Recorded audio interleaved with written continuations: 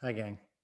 So phase 3 of the related rates project, I wanted to go over that a little bit with you, show you what I did for my project, which is what I'm looking for you to emulate a little bit with your project. So let me share my screen with you. We'll go over what phase 3 is first, and then we'll take a look at what I did for a spreadsheet.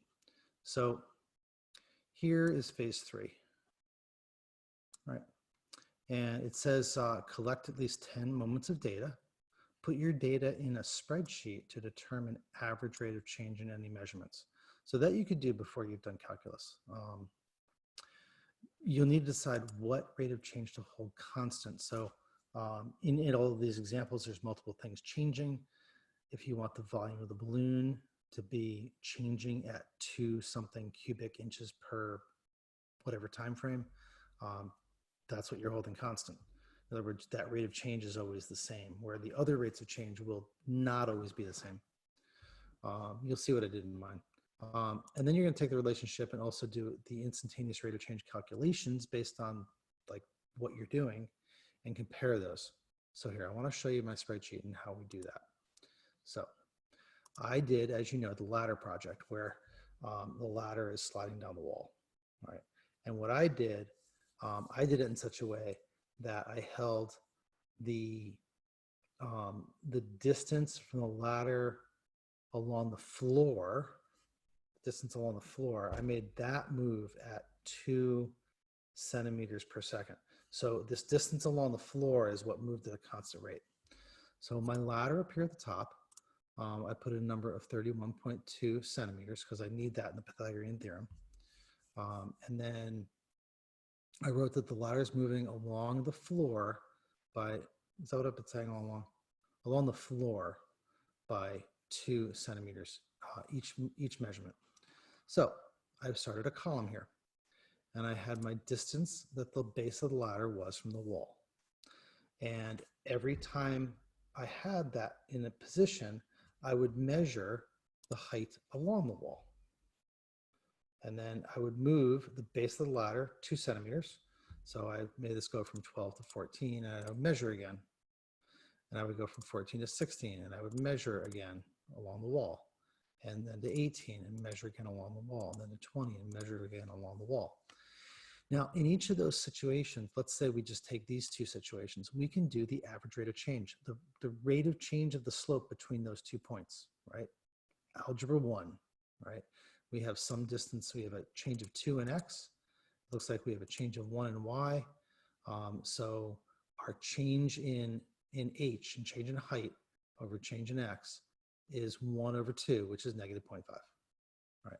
So this is regular rate of change. Each one of these numbers, so this negative 1.25, corresponds with those 4 sets, those 4 pieces of data. The rate of change of 2 along the floor, and the rate of change of whatever that is, 2.5 along the wall.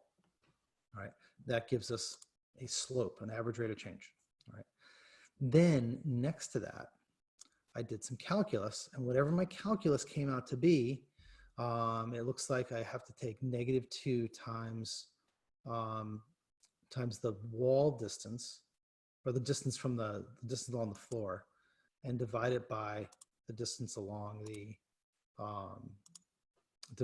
distance along the wall. So I figured out that calculation based on calculus. So this is where you set up your approach in the problem and work through the calculus and come up with an equation for dHdt. Now notice that in all my situations, my dHdt is about double what my average rate of change was.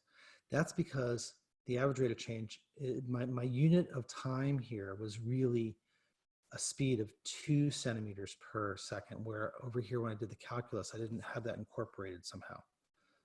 So all of my numbers look kind of double what the average rate of change numbers are. So I divided those by 2, and then I figured out the difference between those two things. I took the bold number here and subtracted the bold number here. This is the instantaneous rate of change, and subtracted the average rate of change.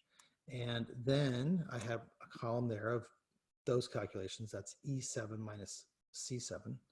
And then here, I did the percent change. And the percent gets worse as we go down. Now, this is kind of an outlier. There was something wrong with that measurement. But in general, the percent gets worse as we go further because the average rate of change gets bigger versus the instantaneous rate of change.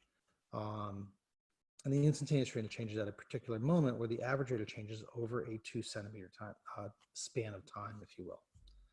All right, so that's what I'm looking for to be able to compare your project average rate of change type stuff here with whatever your instantaneous rate of change comes out to here. And they may be wildly off. It's not a problem. If they don't match up close, that's okay. But I am looking for you to have a comparison of what you're doing. So that's the heart of phase 3. And this is the hard math part of the project. So if you need help with it, call a friend or call me.